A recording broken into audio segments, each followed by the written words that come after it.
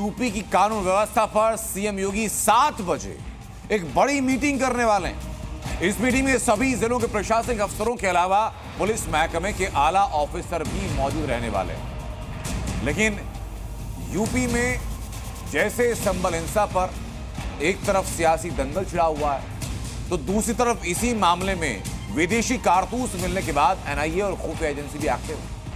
खुफिया एजेंसीज और local intelligence संभल हिंसा में आतंकी कनेक्शन के सबूत तलाश रही है। संभल हिंसा से पहले शहर से गायब हुए युवकों की जानकारी भी जुटाई जा रही है। साथ ही गिरफ्तार किए गए दंगाइयों के मोबाइल फोन की डिटेल्स खंगाली जा रही है।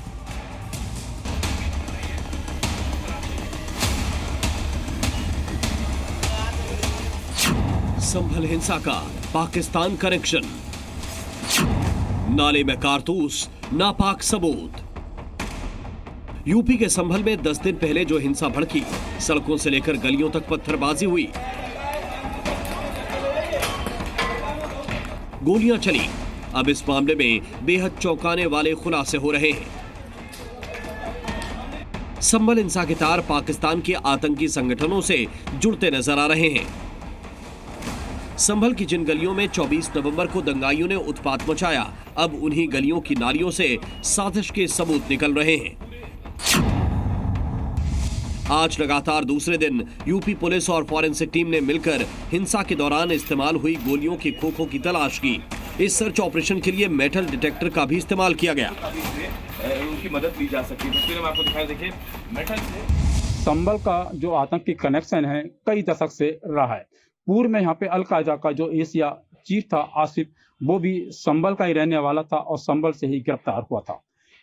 अलकायदा के एशिया चीफ की गिरफ्तारी के बाद एनआईए और जो खुफिया एजेंसी थी, उन्होंने लगभग पिछले 1 दशक में संभल से करीब लगभग 1 दर्जन से अधिक युवकों को गिरफ्तार किया है, जो अभी भी जेल के पीछे हैं। कल भी यूपी पुलिस और फॉरेंसिक टीम ने यहां सर्च ऑपरेशन चलाया था, जिसमें 6 खोखे मिले थे। बड़ी बात यह है कि ये खोखे पाकिस्तान ऑर्डिनेंस फैक्ट्री में बने हुए थे। विदेशी कारतूस मिलने के बाद एनआईए और खुफिया एजेंसियां एक्टिव हो गईं और संभल हिंसा में आतंकी कनेक्शन के सबूत तलाशने में जुट गईं। संभल में पूर्व में भी एनआईए द्वारा कई बार पुलिस की मदद ली गई है, जिसमें यहाँ पे कई ऐसे अपराधी हैं जिनके द्वारा यहाँ पे आतंकी गतिविधियों में लिप्त होकर राष्ट्र विरोधी कार्य है वो समय समय पे करते रहे हैं। उन सब की भी जो है बैकग्राउंड खंगाला जाएगा और जो भी क्रिमिनल यहाँ के पूर्व में रहे हैं जिनके द्वारा अपराध कारित किया गया है, उनको भी है वो जांच की जाएगी। वहीं डीएम संभल ने कहा कि पूरे मामले की विदेशी फंडिंग के एंगल से भी जांच की जा रही है। साथ ही पाकिस्तानी खोखे मिलने पर केंद्रीय जांच एजेंसी से भी बात की जा रही है। संवेदनशीलता और सतर्कता बरत रहे थे, क्योंकि जितने भी एंगल्स हैं, हम किसी भी एंगल को छोड़ना नहीं चाहते। चाहे वो किसी भी प्रकार की आपने बात की कि आर्थिक सहयोग किसी ने किया हो या किसी ने इंस्टिगेट किया हो या अभी पीएफ के जो खोखे मिले हैं उनकी बात हुई हो, तो हम सभी एंगल्स को अच्छे से इन्वेस्टिगेट करके फिर हम किसी न किसी परिणाम तक पहुंचना चाहते हैं। मामले की तह तक पहुंचने के लिए हिंसा के बाद गिरफ्तार किए गए दंगाइयों के मोबाइल फोन की डिटेल भी खंगाली जा रही है। साथ ही हिंसा से पहले शहर से गायब हुए युवकों की भी जानकारी जुटाई जा रही है। दरअसल आतंकी संगठनों के तार कई साल पहले भी संभल से जुड़े रहे हैं। साल 2014 में आतंकी संगठन अल-कायदा के चीफ अयमान अल-जवाहिरी ने वीडियो जारी करके जिस सनाउल हक उर्फ मौलाना असीम उमर को अल-कायदा इंडिया का चीफ बनाया था, वो संभल का रहने वाला था। बाद में इस आतंकी को ढेर कर दिया गया था।